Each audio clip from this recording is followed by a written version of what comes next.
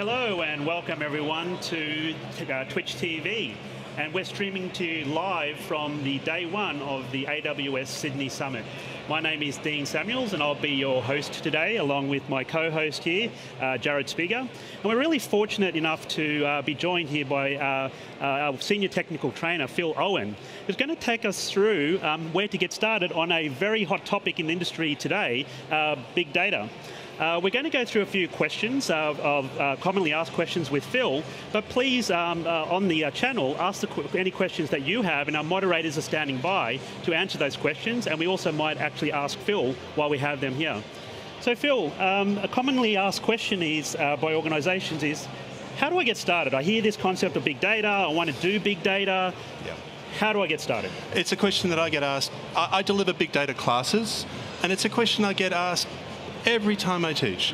Where do I start? How do I start? There's so many services. Which do I pick?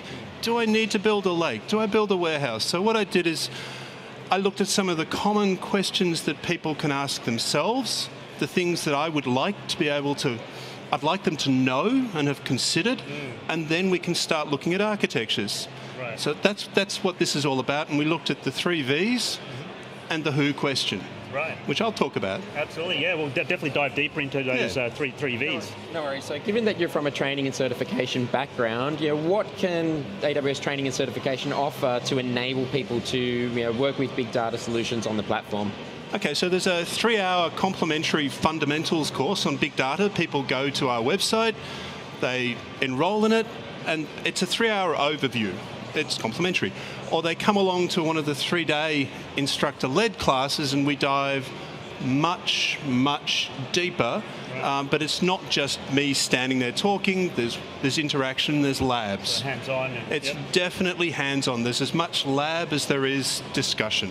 Right. As much as people would love to just hear your voice for the full day, it's good to actually get that hands-on. No, type people of experience. learn by doing. Yeah, absolutely. So they need to try it. And when you're wanting to actually prove that you know that knowledge, are there mechanisms for certification So there is as well? a certification that they would do, and it's the Big Data Speciality Certification. They would need to have either sat the one of the introductory certifications first, and then they go and sit this. So they do the Cloud Practitioner and then the specialization. And it's just a way of showing to the world that they have done this and they can do this. But right. So let's talk a little bit about the content that you've actually delivered today. You've been a very busy man, and thank you very much for joining us on this session. I was fortunate enough to actually hear your lightning talk earlier this morning. I think it was 7:45 a.m. 7:45 got you before the started. first coffee. Well, it's a great topic to get started on, right? Big data. But I noticed from your actual presentation, you didn't just jump into the big data tech. There's a lot of it. There's a lot of interesting things. I'm sure you can talk about it all day. You had a lot of focus on security. Okay. Why? So security is effectively job zero. It's a priority. Right. Everything I build, whether I build in the cloud with AWS or on-premise, start with security, build with security, and finish with security. So with being able to build for security, where do developers fit into that piece there? Interesting point. So they would start to look at the authentication, the authorization. They will also look at the encryption components. So they will have to answer questions about, from the business perspective, do we require encryption? If we do we encrypt data at rest? Do we encrypt it in transit? Do we encrypt it as we use it? And it's their calls to encrypt the data. And also developers also have a responsibility in being able to write the applications, to be able to access that data securely, to be able to transform that data to specific outcomes that the business is trying to achieve? Yep. So traditionally we've seen the developers in the ingestion phase where they write the code to collect and aggregate. They may be using some of the code to transform. They will absolutely be called on if you're doing any form of ETL, extract, transform, load. They'll write code for that. If you've got an EMR cluster, and you've got Spark, for instance, they would write the code, whereas a data scientist may be responsible for, here's the query with the data that I've captured, collected. It's going to be the developers that get me that data and get it into a format that I can use. speaking about a format you could use, so I think you're getting all the listeners and the viewers excited about Sparks and EMRs and data warehousing. Don't forget Kinesis. Yeah, absolutely. Kinesis, absolutely. You spoke about training, so I'm a viewer at home. I've done the training, whether it's online or seeing your lovely face in a classroom environment, doing the hands-on. I've thought about security, and I like how you mentioned from start to middle to after, all about security. Do I then, in that data format you spoke about, roll out that data lake and then get started with big data? Okay, so data lakes aren't mandatory, but if you want to pick this data up and reuse it and you have multiple consumers within the organization, you really need to have that storage fabric, which is the data lake. Right. So I think about my data, I think about how is the data going to be sorted, partitioned. I think about, do I compress it? Do I put it into a columnar format? And by the way, those are three key things. Right. Compress it, partition it, and put it in a columnar format.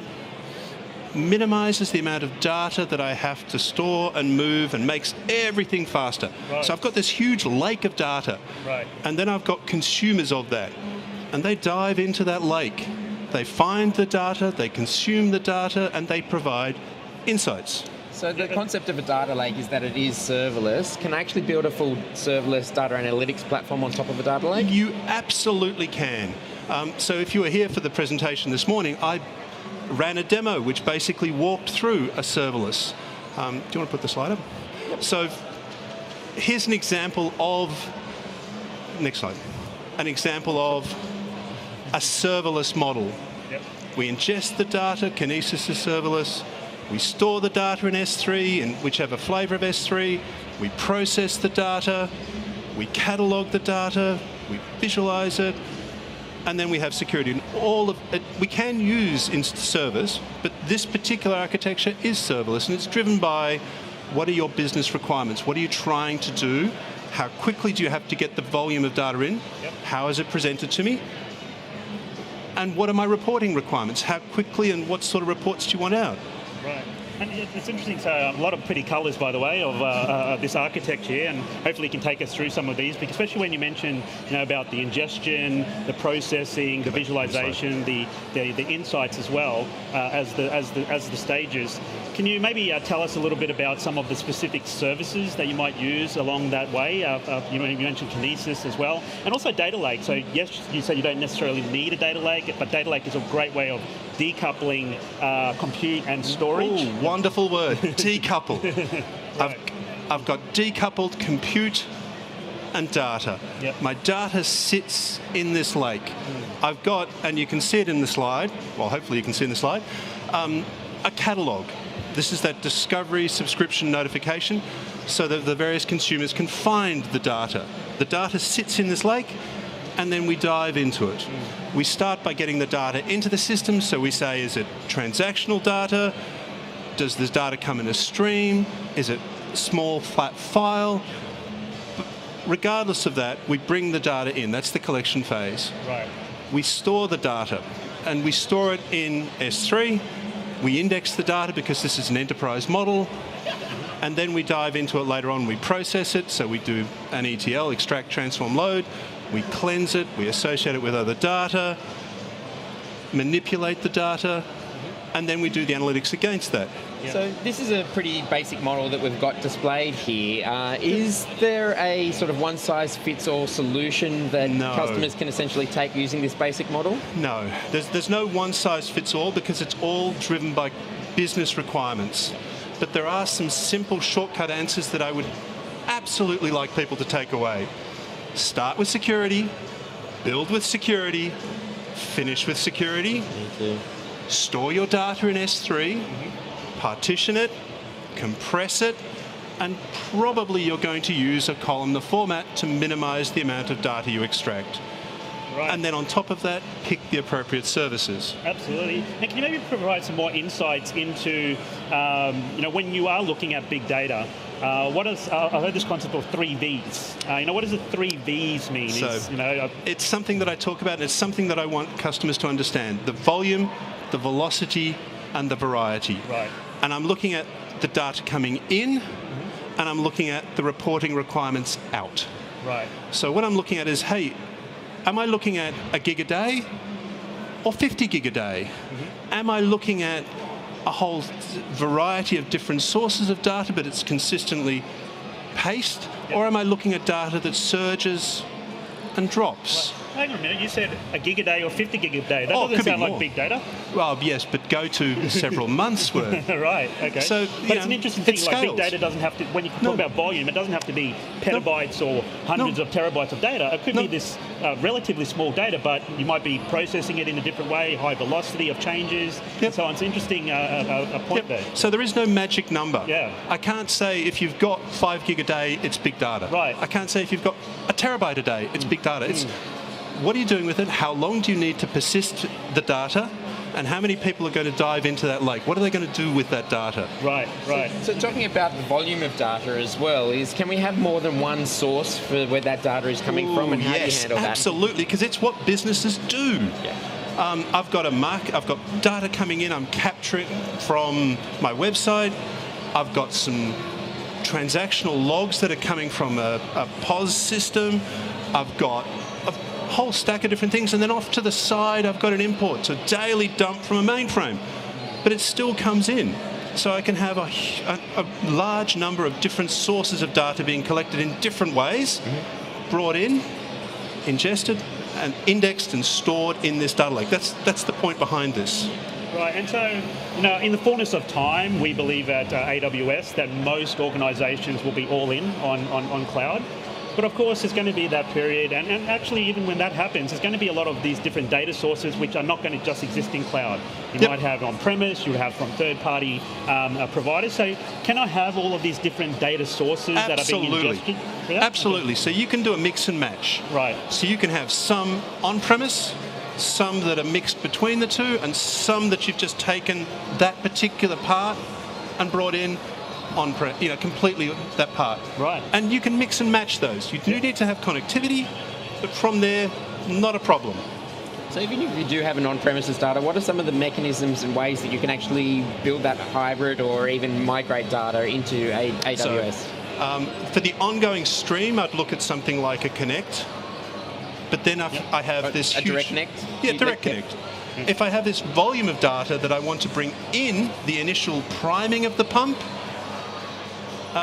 Snowball. Snowball. What's Snowball? So Snowball. Something you throw at each other. I don't think you want to throw these snowballs, right? No, we're not going to get snowballs in Sydney. Not that sort. So what we're talking about here is a ruggedized box that's shipped to you. It's secured. You push your data onto it. It's 80 terabytes from memory. Nod your head. I think they've got 100 terabytes and 120 terabytes. Yeah, that's the specification, right? Keeps on changing. But it's the just idea is a chunk of data going to the old school method of shipping. Yeah, it's sneaking brought into the 21st century. Don't underestimate the bandwidth of a FedEx truck, right? Yeah, that's what it is. Yeah, absolutely. And that's priming the pump. Right. Okay. So when you say priming the pump, so you're getting the initial data in there, and then using things like Direct Connect or just a general internet connection with Kinesis and other services for that ingestion. Data has gravity, so once you have that data in a central location, whether it's a data lake or not, then you can start building all of the analytics platforms around it, right? And what will happen, as you get more data and you unleash the dark data that you didn't have or didn't know you had, you build this virtuous cycle where I can start to do better, deeper analytics against that, and all of a sudden I have new products, new services, new offerings that I didn't really understand, all because I've got data into my system, indexed and made visible. Absolutely, and then you don't know what you want to do with that data tomorrow or in the future, right? And you have all of these other technologies that are coming out. Obviously machine learning is a big thing. Oh, machine learning is huge data sets. Yeah, exactly. So you have that ability to analyze this data in many different ways, providing all those different insights. You talked about it before. Decouple the compute and the storage, and then I can bring multiple compute stacks to the one storage pool, the data lake. That's the joy of this. Awesome. So, Phil, we're just nearly about out of time. Any final words of wisdom from our senior technical trainer? S3 is your friend. Put your data into S3. All roads lead to S3. Partition it and store it in a columnar format. Awesome. So there you have it, folks. Quite insightful of how to get started with big data. There's obviously some good framework there in terms of the training, in terms of the typical framework or the stages in a big data architecture. And then obviously there's many different services and technologies, both from our partners as well as from AWS. But like Phil said, there's no one recipe for anything. So you really need to identify what are those business insights that you want to get out from that big data and work backwards from there. Phil, it's been a pleasure having you here today. Thank you so much for your time. It's been a pleasure to be here. I know you are a busy man, but we do appreciate it. Thank you. So everyone else out there, we'll be back soon with our next session, but thanks for joining. Thank you. Talk to you later.